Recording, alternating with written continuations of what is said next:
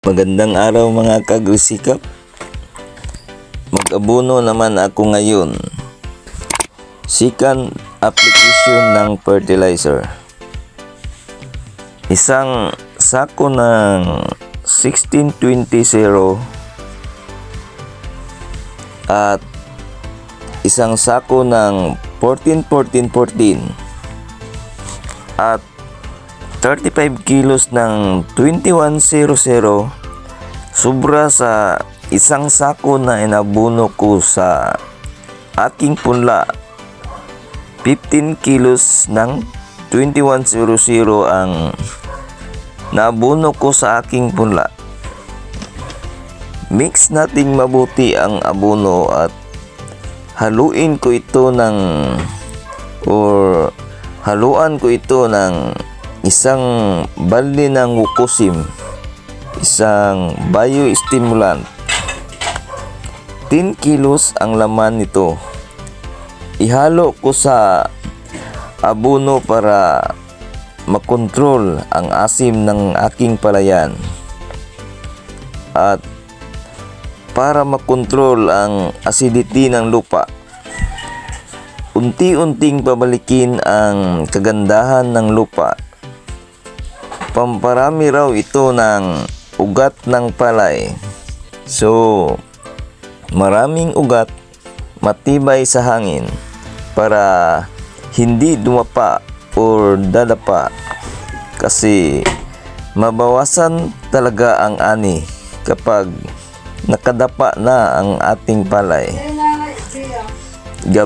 Gamitin natin itong wukosim biostimulant na binigay ng DE. Subukan natin ano ang kaibahan ng tubo ng aking palay noong hindi nagamitan ng biostimulant kaysa ngayon na ginamitan na. Makompare natin kung anong kagandahang maidulot nito sa ating palay. Baka dagdag gastos lang ba ito sa ating palay? Kaya obserbahan ko ang aking palay ngayon. Pero tingin ko malaking tulong din ito sa paglaki ng ating palay. Kasi ang soil conditioner na inispray ko mukhang maganda ang tubo ng aking palay at minimal lang ang mga insektong nakita ko. Kitang-kita nyo naman mga kaagrisikap, maganda ang tubo ng aking palay. 23 days after transplanting pa lang ito ngayon. Mahaba na ang tindig ng aking palay.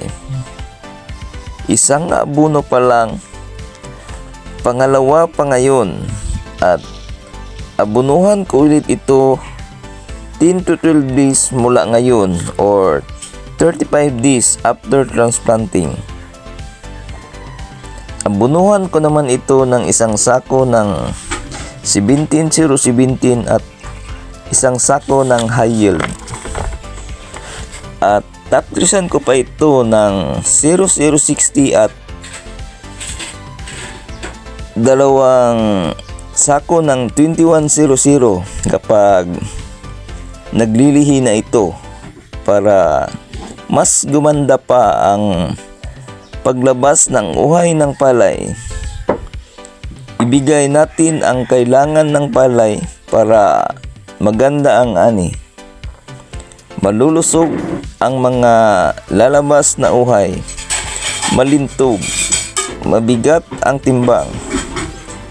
Gamitan ko rin ito ngayon ng 2 galon ng organic foliar fertilizer mga kaagrisikap. Pre-grow ang pangalan.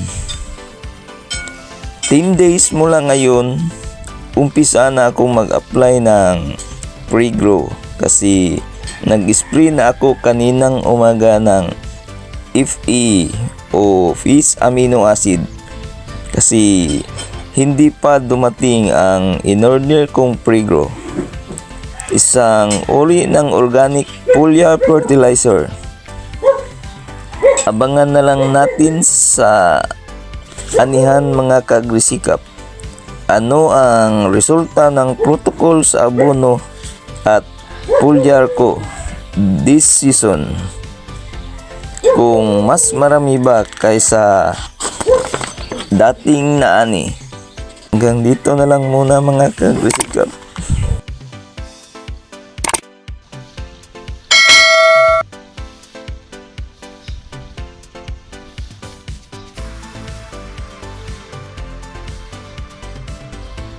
Salamat mga kagrisikap sa panonood at pagsubaybay. Hanggang sa muli. Bye-bye.